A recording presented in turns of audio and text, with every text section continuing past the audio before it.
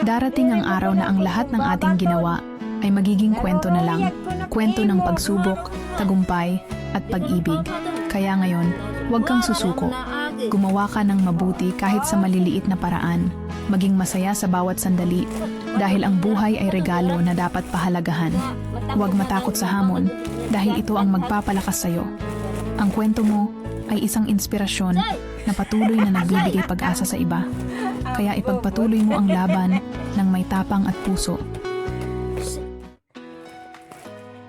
Mama, hinihiling. Hindi ako nag-ikaribot na. Kaya ikaw mo kita. Iyan, Sarah.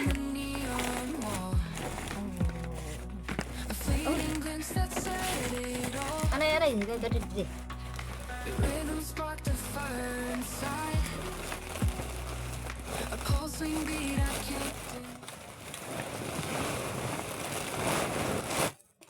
Kaladamang tubak.